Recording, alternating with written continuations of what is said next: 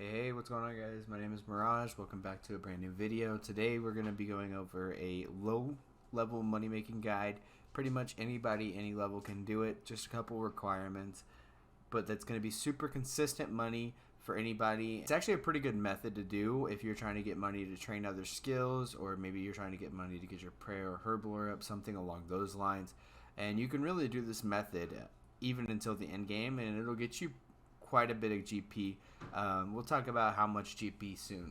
Alright, before we start the video, comment down below your RuneScape name and what goals you're working on for a chance for a shout out and 10 mil. In the next video, I'm going to put the comment on the screen and add you in game, get you that 10 mil. So go ahead and drop that comment down below and good luck. Alright, so what we're going to be doing is Croesus public instances. Like I said, it's got very little requirements, but it can net super good GP. So let's go ahead and go over the requirements. Alright, so you're just going to need 60, roughly 60. You know, if you're about 55, it shouldn't be too big of a deal, but 60 is recommended in at least one of the following skills, and that would be woodcutting, mining, hunter, or fishing. The only really other requirement to make this GP method efficient is access to War's Retreat. If you don't know how to get that, that's just, I believe, 10 boss kills. Alright, now I'm going to show you guys how to get there. So starting at War's Retreat, this is just if you haven't got the portal unlocked. If you have got the portal unlocked, obviously just go through it. But if you don't have the portal unlocked yet, maybe this is your first kill count, you're going to want to teleport to War's Retreat. And at the time of recording, the Fateful portals still Zuck. So this is just the most recent boss. So whenever a new boss drops, this will change. But for now, take advantage. Hop into this portal here. It's going to spawn you near Zuck. It might, depending on if you've gone through it before, it might spawn you down here or it might spawn you up. But if it does spawn you down here, no biggie. We're just going to run south up to this chain, I believe. Yep, and we're gonna climb up this chain here, this really shitty click box chain, and go up to the surface. If you haven't been in there before, I'm sorry, then it's gonna spawn you here. So if you're here, then now you know. You're gonna run towards this building, south, and then you're gonna run east. If you get lost, if you open up the map, we're heading towards the Croesus font. I'm not sure. Alright, we're going to go through the Citadel here, and depending on what quests you've done, there might be a couple guys blocking this. It doesn't really matter. For some reason, you can just walk around them or through them or whatever. You know, just Jagex mechanics. So you're going to make your way here, keep running to the east until you get there. Alright, eventually, once you keep running east, you're going to run up to this gate. This is where you'll go to get into the public instance. Alright, quickly before we get into mechanics, let me tell you how to get into the public instance. So there is a world that you're going to want to go to. The world's going to be 68. It's the group bossing world. It's pretty busy most of the time, but if you ever get confused on what world it is, you can reference this video or just go look for the one that says group bossing. I believe there's only one that is members at least. And once you're here, you can right click and go into the public encounter. Alright, before we get our feet wet, let's go ahead and go over the mechanics of the boss fight. So there's some things that you'll need to look out for. Alright, let's go over a couple of the different fight mechanics that are going to happen and what you're going to see.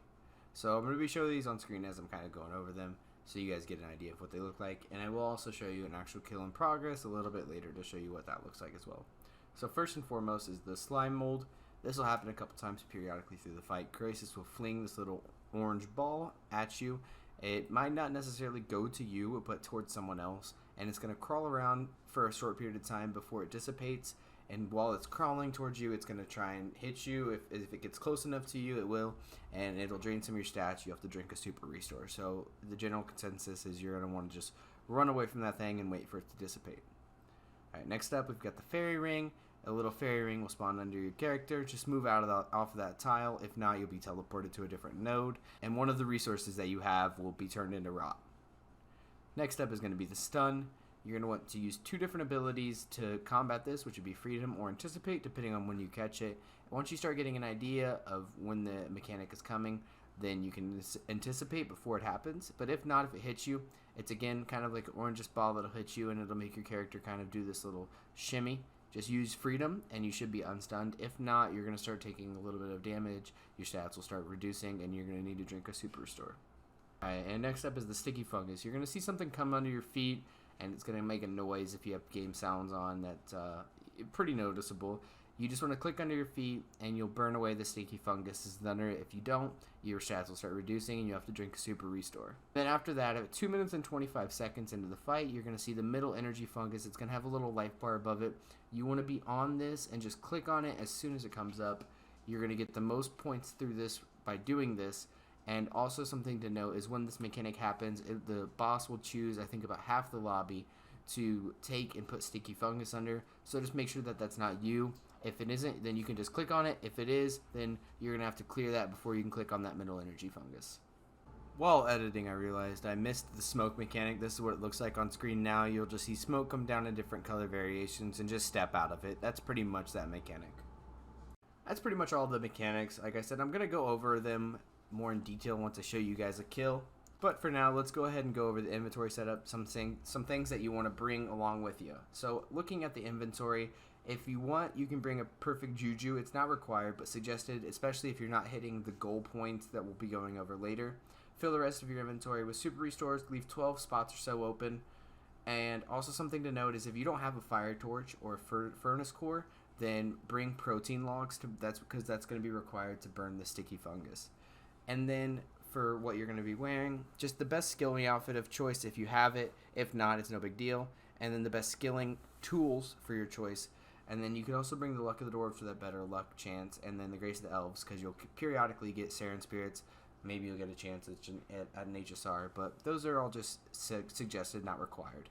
Now that we've talked about all of that, let's talk about how much money you're going to be making. So this is our GP per hour breakdown. So assuming you can get about 15 kills per hour, and that's calculating fails and everything like that, you'll net about 5 mil GP per hour in consistent common drops.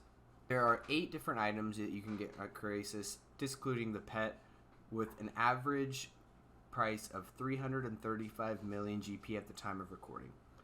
If you can hit 121 encounter score, you're going to get a drop rate of roughly 1 in 200, and so that means you can expect a drop every 13.3 hours. So that's 25 mil an hour in rare drops if you hit drop rate. So on average, you can expect about 30 million GP. Obviously, that depends on if you go dry or if you get spooned, and if the drop you get's the spore sack or the crippling top, that's going to vary. But over time, it'll average out to about 30 million GP per hour, everything included. So this is an extremely beginner guide. I would say I'm pretty experienced at Croesus with 779 kill count, almost finished the log, but this isn't an experienced 4-man guide. This is just going to be how to get 121 points per hour to get that 1 in 200 drop rate. This is more so for low level players. I will link below a guide for 4-mans if that's something that you're interested in, which is going to have higher requirements, but obviously will net more money. This, like I said, disclaimer, this is for low levels, so you're not going to see a lot of dodging the mechanics or anything like that. We're just going to be focused on getting you as much GP per hour at a low level. So I've just right-clicked the gate outside and went to a public instance, and I can see a kill's going on right now. So I'm going to wait here until this kill finishes. Alright, so that kill's done. Now I can right-click Gorvik here and transport down to any of the nodes. So I'm going down to the fishing node because that's what I've brought. And you'll see the main plot. This is what you want to focus on. It's got 3 different spots to fish from. One of them is going to be glowing. That is going to be the one that we're going to want to siphon from. So we're going to go ahead and wait for the kill to start here, and we'll see what that looks like. Alright, so here we go. This one's the one that's glistening. That one is also live. This one's dead. Never want to harvest from this guy right here. What we're going to be trying to do right now is, while dodging the mechanics to the best of our ability, getting as many resources as we can and just adding them to the chest. So here's our first mechanic, which is a bomb. So we're going to just move out of the way so we don't stand in that, and just move over to this one. Right, this moved around on me. We're going to go over here to this glistening one and just get our inventory full, and we're going to deposit on this storage box here. Alright, we're going to go ahead and deposit on this storage box, and we've just depleted the resource. As you can see, it's got a second bar now that is blue. So we're going to continue just avoiding and catching more from these outside plots. You know, trying to stay out of the smoke as much as we can, drinking our super resource if we get hit. And that was the stun. We're avoiding all the mechanics. Tiger statue can be restored. You know, the more we resource... Oh, we got sticky fungus. The more resource that we gather, the better it's going to be. And we're just going to keep depositing for people that are coming around. And then once these bars are both full, we're going to be focused on restoring this statue. So we're going to continue avoiding these mechanics here and wait for people to drop off their resources. Here we go. Let's not get teleported by that fairy ring there. But we're going to go ahead and start restoring the statue. Once it's completely restored, it's going to give an option to pray. You're not going to want to do that. Statue is restored. Awaken, Vendi. The statue is restored. Alright, so now it's got the option to pray at it. But like I said, we're going to want to avoid that because at 2 minutes and 25 seconds, we're going to get the middle fungus, which is going to give us the best points. So we're going to just continue just hopping around, avoiding mechanics to the best of our ability until 225 where we can get on that middle fungus. And we got stuck here, like I said, could happen, but we're going to go ahead and hop on that middle energy fungus. This is where the most of your points is going to come from, so get on this as soon as you can. The more you do it, the better you'll be. After that, though, we're free to pray and go ahead and get the kill.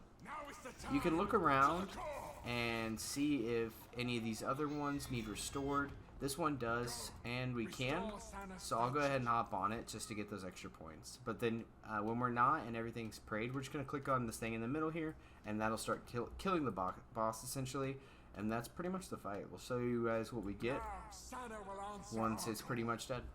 Alright, it's pretty much dead. That's pretty much it, guys. Like I said, super basic guide. Let's see if we get anything.